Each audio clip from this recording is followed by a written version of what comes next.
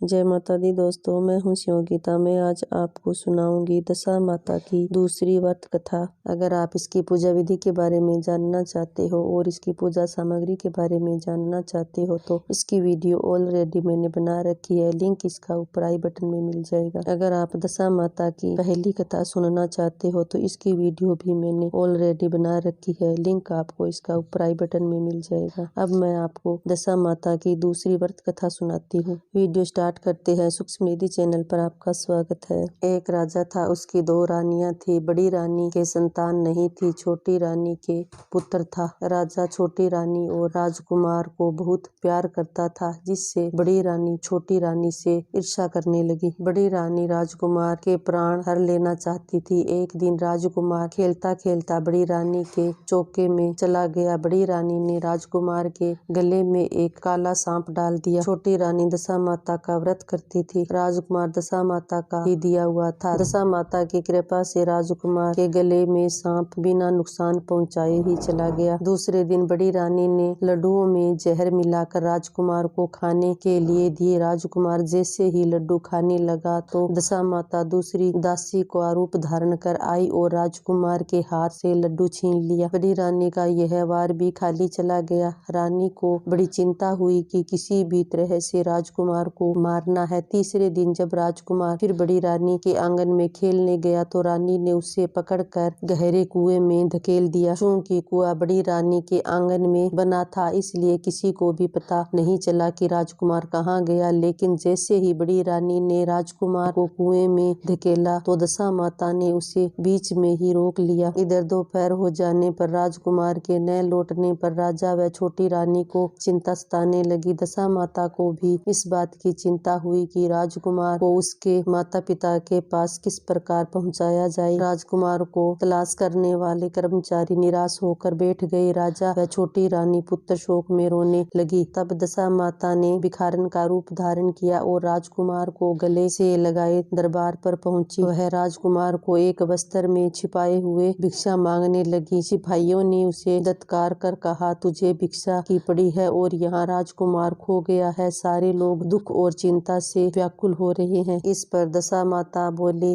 भाइयों, पुण्य का प्रभाव बड़ा ही विचित्र होता है। यदि मुझे भिक्षा मिल जाए तो संभव है कि खोया हुआ राजकुमार तुम लोगों को मिल जाएगा। यह कहकर वह देहरी पर पैर रखने लगी। सिपाहियों ने उन्हें आगे बढ़ने से रोका। उसी समय दशा माता ने बालक का पैर वस्त्र से बाहर कर दिया। सिपाहियों ने समझा कि कुंवर उसके हाथ में है, इसलिए उसे अंदर जाने दिया। दशा माता कुंवर को लिए हुए भीतर चली गई। उसने राजकुमार को चौक पे छोड़ दिया और वापस चली गई। परंतु रानी ने दशा माता रूपी भिखारिन को देख लिया था। उसने कहा कि खड़ी रहो और बताओ कौन हो तुमने 3 दिन मेरे बेटे को छिपा कर रखा था, तुमने ऐसा क्यों किया? तुम्हें मेरे इस प्रश्न का उत्तर देना होगा। दशा माता उसी समय ठहर गई। उन्होंने बताया कि मैं तुम्हारे पुत्र की चोरी करने वाली नहीं हूँ, मैं तुम्हारी आराध्या देवी दशा माता हूँ। मैं तुम्हें सचेत करने आई हूँ कि बड़ी रानी तुमसे ईर्ष्या रखती है। वह तुम्हारे पुत्र के प्राण हर लेना चाहती है। एक बार उसने तुम्हारे पुत्र के गले में काला सांप डाला था, जिसे मैंने भगाया। दूसरी बार उसने इसे विष के लड्डू खाने को दिए थे, जिन्होंने मैंने उसके हाथ से छीन लिए थे। इस बार उसने तुम्हारे राजकुमार को अपने आंगन के कुएं में धकेल दिया था और मैंने इसे बीच में ही रोक कर रखा। इसी समय मैं भिखारिन के वेश में तुम्हें सचेत करने आई हूँ। यह सुनकर छोटी रानी दशा माता के पैरों में गिरकर क्षमा मांगने लगी। छोटी रानी विनती भाव से बोली, जैसी कृपा आपने मुझ पर दर्शन देकर की है, मैं चाहती हूँ कि आप सदैव इस महल में निवास करें। मुझसे जो सेवा पूजा होगी मैं करूँगी। इस पर दशा माता बोली कि मैं किसी के घर में नहीं रहती हूँ। जो श्रद्धा पूर्वक मेरा ध्यान स्मरण करता है, मैं उसी के हृदय में निवास करती हूँ। मैंने तुम्हें साक्षात दर्शन दिए हैं, इसलिए तुम सुहागिनों को बुलाकर उन्हें